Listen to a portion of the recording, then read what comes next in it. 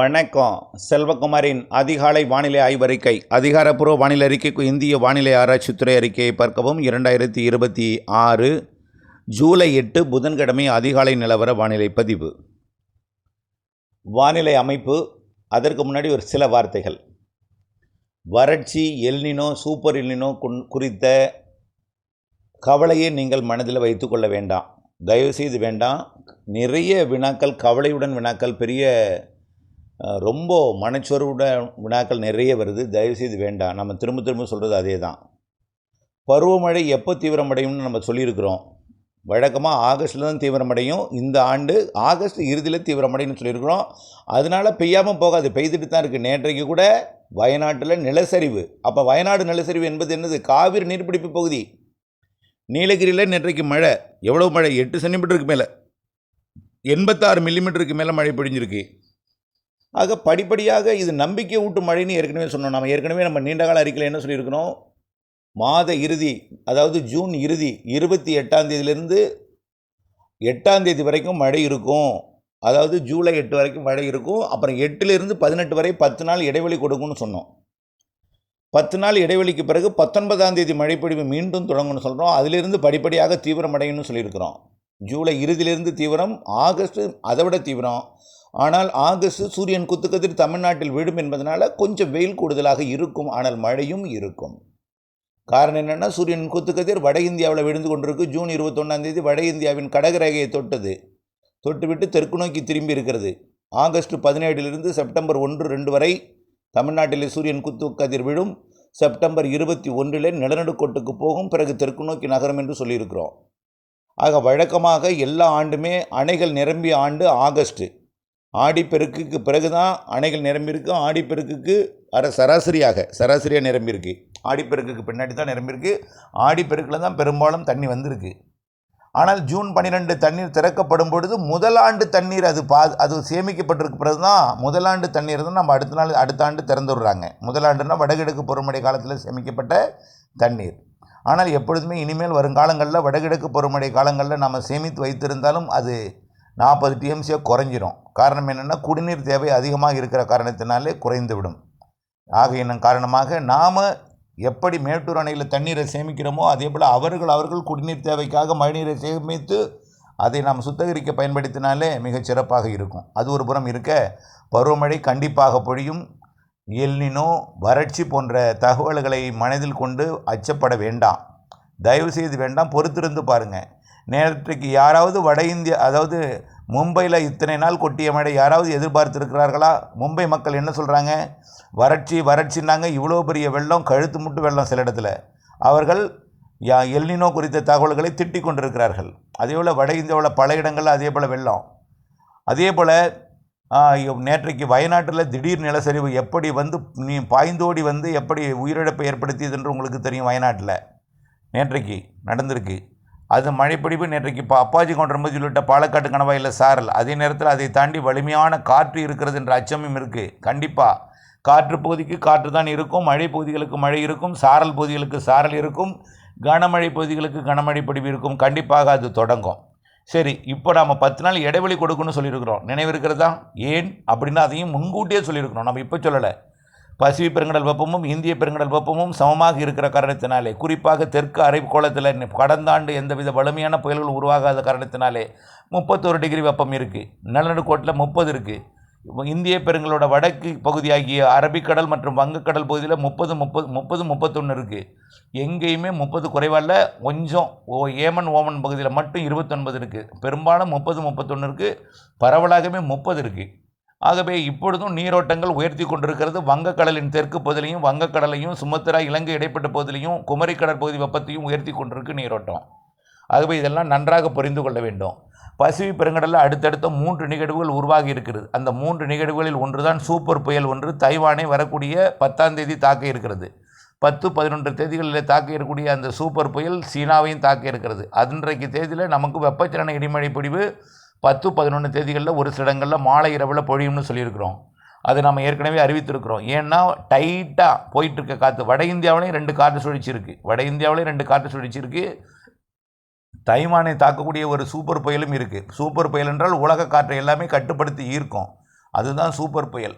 அதாவது 200 கிலோமீட்டருக்கு மேலே இருந்த சூப்பர் புயல் அது இப்பொழுது எவ்வளோ வேகத்தில் எடுத்திருக்குன்னா 200 மைல் வேகத்தில் எடுத்திருக்கு. அதாவது 310 கிலோமீட்டர் வேகத்தில் எடுத்திருக்குது வேகம்.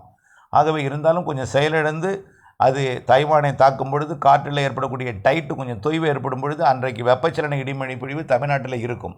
அன்றைய தேதி 10-11 ஒரு சில இடங்களில் ஆங்காங்கே இருக்கும், எல்லோருக்கும் கிடையாது. அது மாலை இரவு இடிமழை பொழிவாக இருக்கும். குறிப்பாக வட உள்பகுதி, வடகடலோரம், டெல்டாவின் ஆங்காங்கே, தென் உள்பகுதிகளிலையும் ஆங்காங்கே இருக்கும். பெரும்பாலும் அந்த காற்று மழைக்கக்கூடிய பகுதியாக நீலகிரி மாவட்டத்தின் கிழக்கு பகுதிக்கும், அதேபோல் கொடைக்கானல் மலைப்பகுதி கிழக்கு பகுதிக்கும், அதிலிருந்து நேரடியாக கடலோரம் வரைக்கும் ஆங்காங்கே மழைப்பொழிவு வட உள் பகுதிகளிலையும் கிடைக்கும், கர்நாடக எல்லையோர பகுதிகளுக்கும் கிடைக்கும்.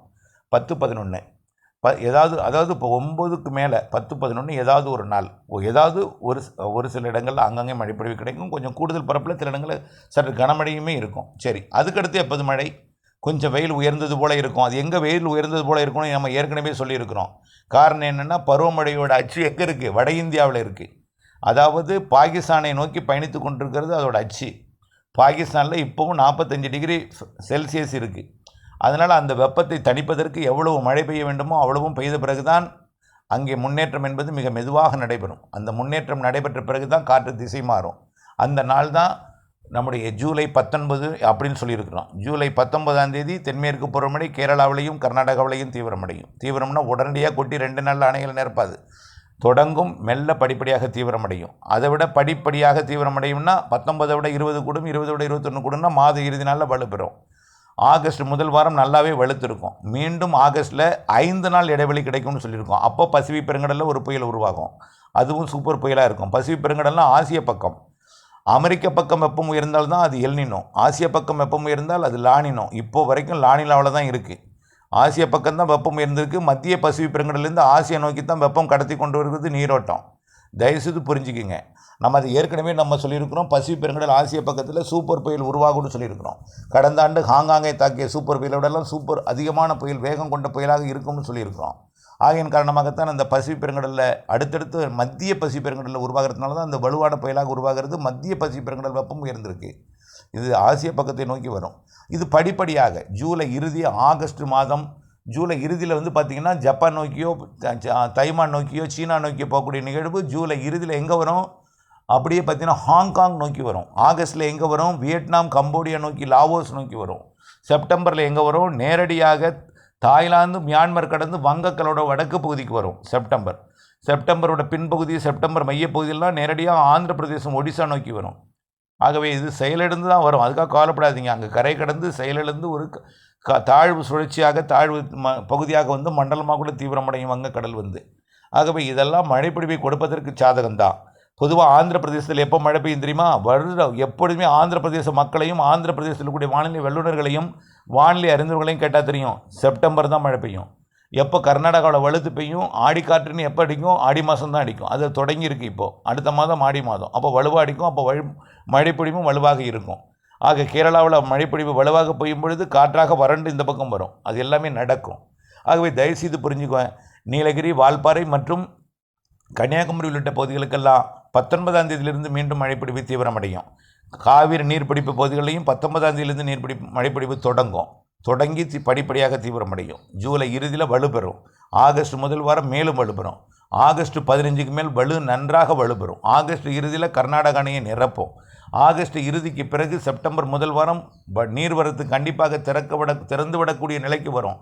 ஆகஸ்ட் இறுதியிலேயே அது திறந்துவிடக்கூடிய நிலைக்கு வரலாம். கண்டிப்பாக மேட்டூர் அணை செப்டம்பர் முதல் வாரம் 2வது வாரத்தில் கண்டிப்பாக நிரம்பும் சூழல் ஏற்படும். ஒன்று புரிஞ்சுக்க, 49 டிஎம்சி தான் கர்நாடகா அணையோட கொள்ளளவு. ஒரு டிஎம்சி என்பது 11,500 கனடி ஒரு நாளைக்கு வந்தாலே போதும். ஆக 49 நாள் 10,000 கனடி வந்தாலே நிரம்பிடும். புரியுதுங்களா? 49 நாள் 10,000 கனடி வந்தாலே நிரம்பிடும்.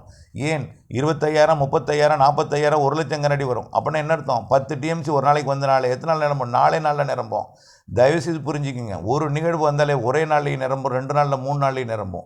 கண்டிப்பாக நிரம்பும். நம்பிக்கை வேண்டும். அதே போல் தான் பவானி சாகருக்கும், அதே போல் தான் மேற்கு தொடர்ச்சி மலைப்பகுதிகளுக்கும், வால்பாறைக்கும், சின்னக்கல்லாக இருக்கும். அதாவது பரம்பிக்குளம், ஆழியாறு உள்ளிட்ட நீர்பிடிப்பு பகுதிகளுக்கும். அதே போல் மறையூரும் அப்படித்தானே இருக்கும். அமராவதிக்கு நீர் தரும், கண்டிப்பாக தரும். வைகைக்கும் அப்படித்தான், முல்லை பெரியாருக்கும் அப்படித்தான். அதே போல் தான் தென் மாவட்டங்கள் நல்லா இருக்குது, பரவாயில்ல, ஓரளவுக்கு. பவானி சாகர்லாம் நல்ல மழைப்பொழிவு, மன்னிக்கவும், அது பாபநாசம்லாம் நல்ல மழைப்பொழிவு கொடுத்துருக்கு, மேலும் கொடுக்கும்.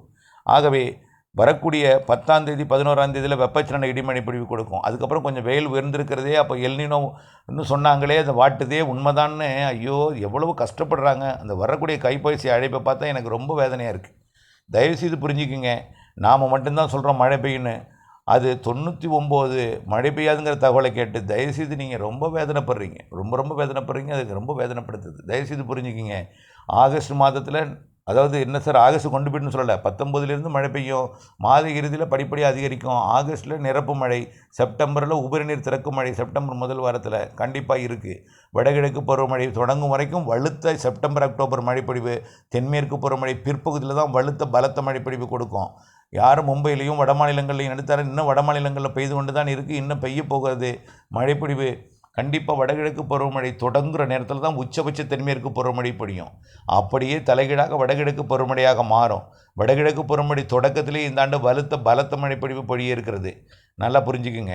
கடந்த ஆண்டு எப்படி வங்கக்கடலில் ஒரு நிகழ்வு உருவாகி அங்கே போகும் இங்கே போகும்னு சொல்லிட்டு இருந்தோம். நம்ம மட்டும்தான் அது வித்தியாசமாக அது இலங்கைக்கு தெற்கே ஒன்று உருவாகும், அது இலங்கையின் குறுக்காக கடக்கும், இப்படியும் நடக்கலாம்னு தலைப்பு போட்டு உங்களை எல்லாம் முன்கூட்டியே எச்சரித்திருந்தோம். இலங்கை மக்களுக்கு அது புரியும், இலங்கை மக்களுக்கு அறியும்.